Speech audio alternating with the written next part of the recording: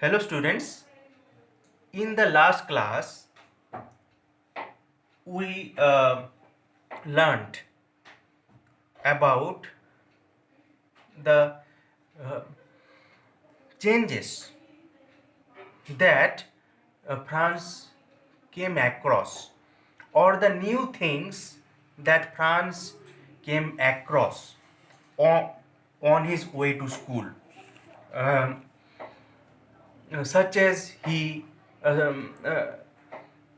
saw that the common people of Alsace and Lorraine were gathered round the bulletin board, and again he saw the drilling by the Prussian soldiers. So, and today we shall learn about how France felt. You know, we shall learn about the inner feelings of France when he comes to know that M. Hamel shall take the uh, French class for the last time, and this is the last lesson of French, and after this German shall be taught in the schools and colleges of Alsace and Lorraine. So now in the second part of the lecture series on the last lesson by Alphonse Daudet, we shall learn about the interior monologue of this interior monologue of France. Interior monologue.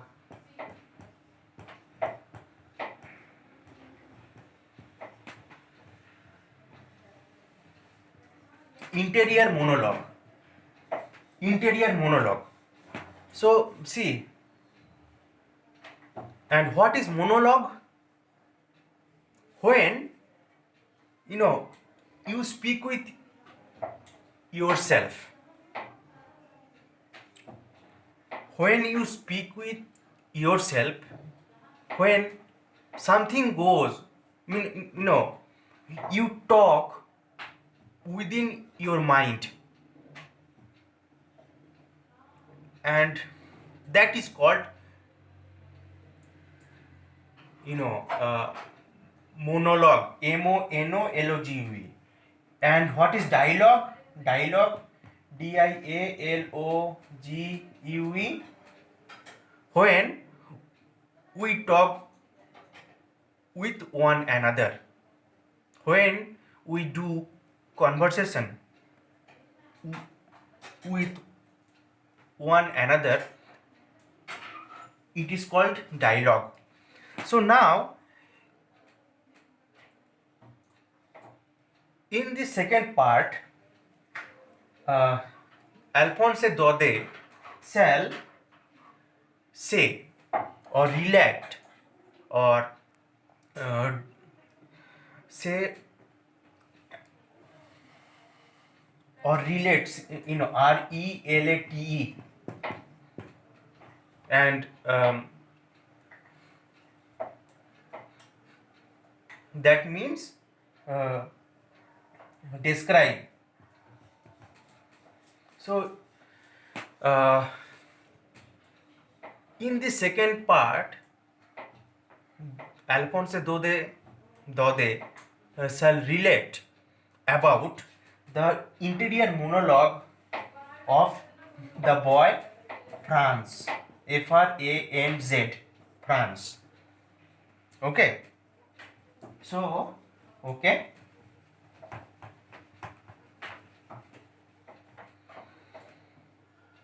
So now, which thoughts, which sorrowful thoughts are creeping up within Francis' mind? See, now he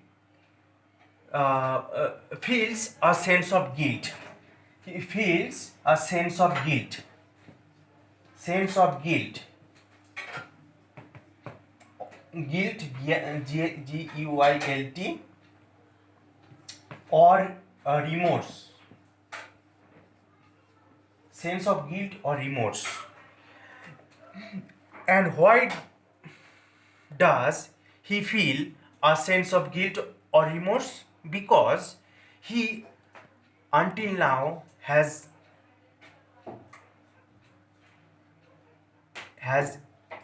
ignored his mother tongue, and he has and he until now came to class uh, not preparing his French lessons. Okay, so until now he came to class not preparing his French lessons, so he did not learn about anything. He did not learn anything about French. So now, on the last day, when he realized that he shall get to learn French for the last time, and even though he got the opportunity to learn French, learn his native tongue, his mother tongue, but he remained negligent. So on the last day, he felt a sense of guilt, and uh, ho- uh, and what did he do until now? He was more interested in doing his household work or these household chores, or he was more interested to enjoy himself. He uh, until now uh, stayed away from the classes uh, and ignored his French lessons and stole birds' eggs, and he enjoyed the beauties of nature, the beauty of nature, and he, you know, enjoyed himself sliding down the Sar, Sar. And what is Sar? Sar is a river in Western Europe. It is a river in Western Europe. It is so Sar is a river in Western Europe.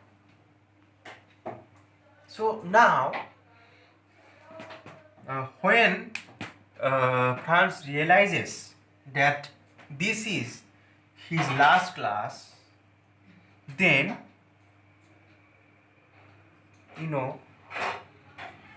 his old books, his French books, which until now this were so irritating to him, his books became his friends now. But until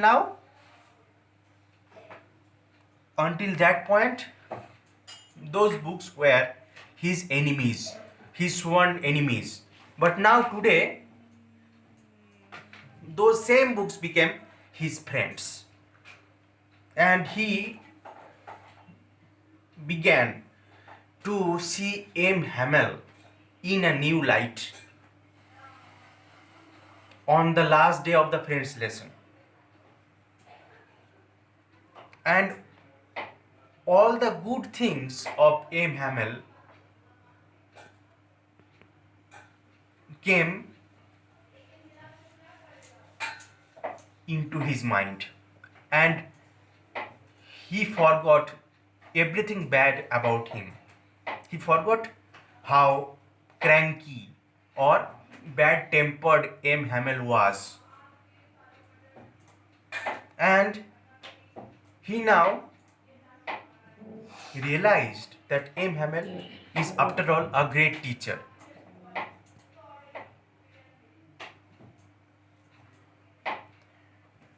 Now, you know, those uh, that single line uttered by M. Hamel, that this is the last class of French, unlocks his heart, and he realizes everything. He realizes everything.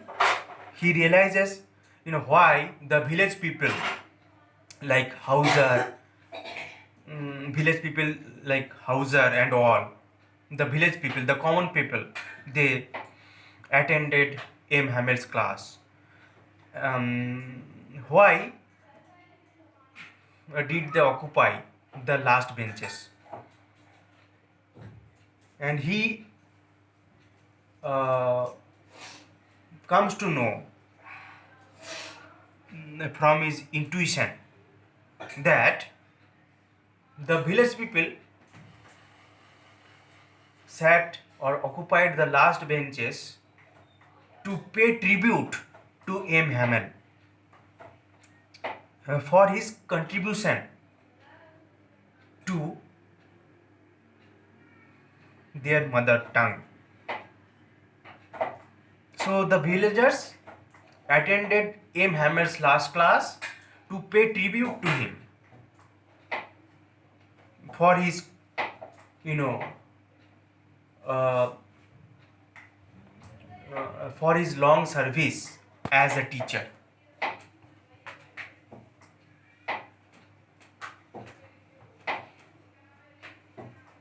Now, next, France then turns his attention to the village people, and then finds out that the village people, the citizens of Alsace and Lorraine were also like him. They, until now, were more concerned about doing their own household jobs. Now, until now, they were more interested in their family matters, in their family affairs, and they ignored their mother tongue until now. And the citizens of Alsace and Lorraine had the habit of of putting everything off. You know, to put something off, to put something off means to put something off means to postpone something.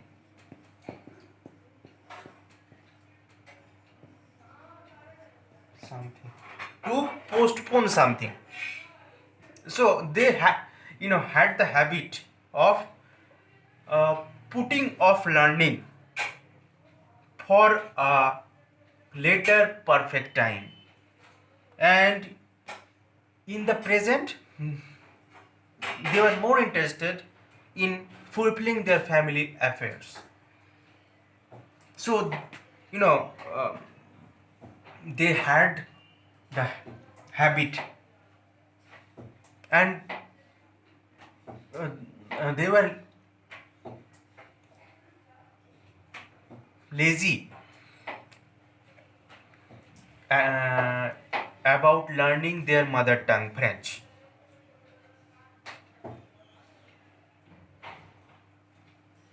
So now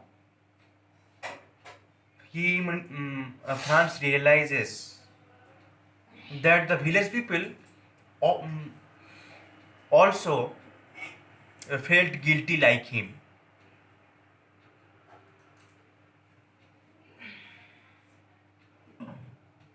Now see here, something philosophical creeps into my mind. You know, it is the scarcity of a thing which makes something valuable. A scarcity of a thing, a scarcity, scarcity, a scarcity of something makes it valuable.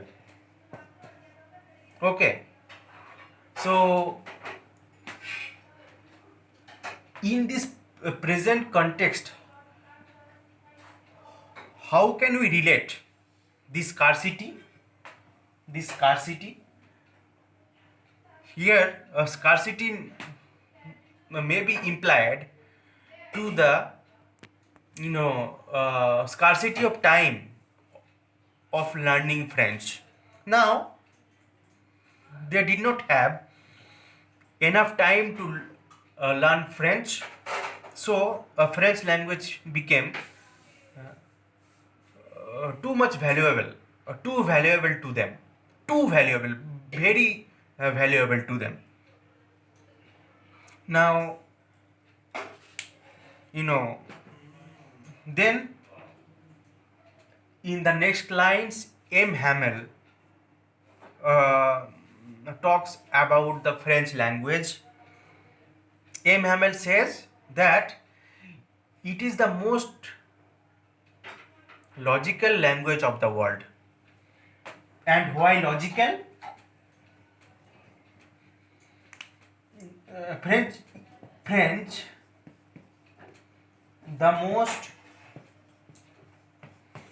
uh, logical language, the most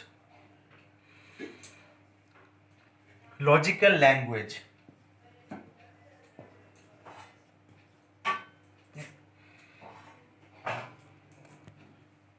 Uh, and why logical? Because it obeys all the grammatical rules and there are no exceptions. There are no exceptions from the grammatical rules in French. So, uh, everything in the French language is in abeyance with the grammatical rules. But this English is not always the most uh, logical language. How can we say that? This English, like see, books. Um, uh, you know, I am giving you an example. Like the plural of book is books.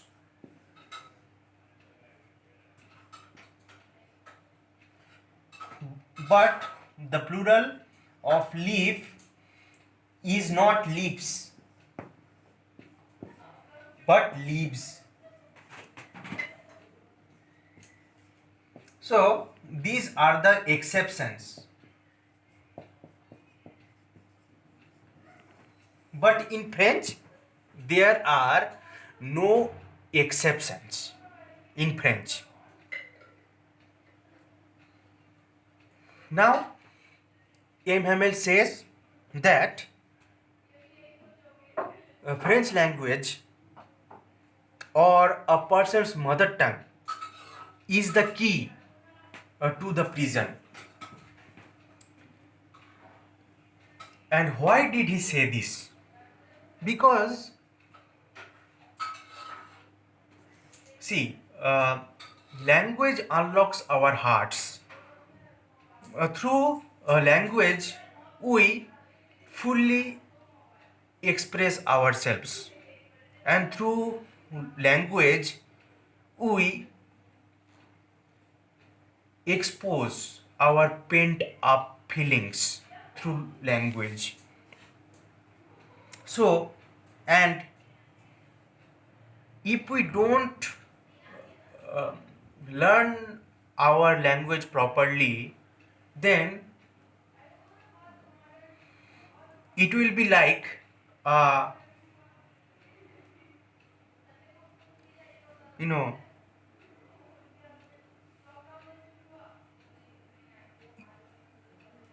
it will be like staying in a prison. So, and if we can fully express ourselves through the language, then we can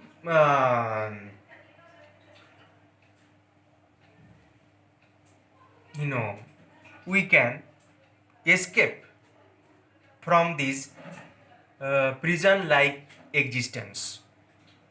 So, you know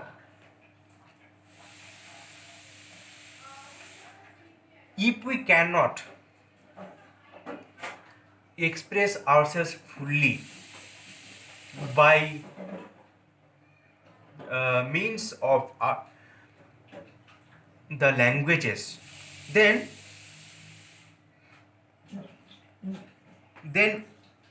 we shall stay in our mental prison, and it will be like a prison like existence. And if we can, and if we have the capability to express ourselves fully, then we shall be um, you know we shall escape that mental prison, or like that prison like existence.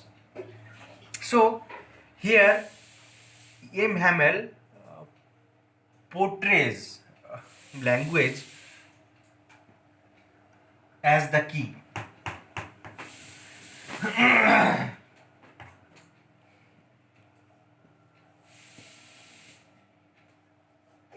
As the key. So, language is something that unlocks our heart.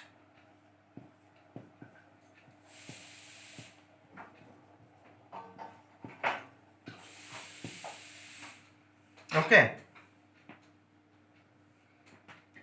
And see,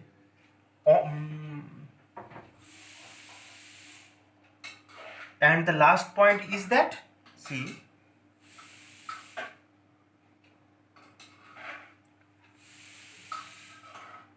everything seemed easy for France today. To France, everything seemed to be simple today. And why? Because today he uh,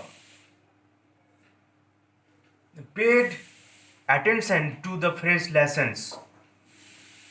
He attended his French classes with undivided attention today. So, because he um, was very attentive towards his teacher today, he followed everything. So,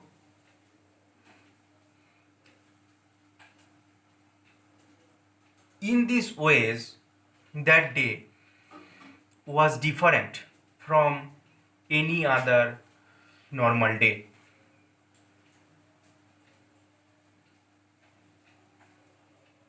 Today, everything seemed to be opposite of the normal circumstances. Everything today opposed the normality. Today, France was able to understand his French lessons because he paid attention to it, and he felt guilty for ignoring his French lessons until now. So that day was something special. Thank you, students. Uh, I stop here. In the third part, we shall finish uh, this chapter. Thank you.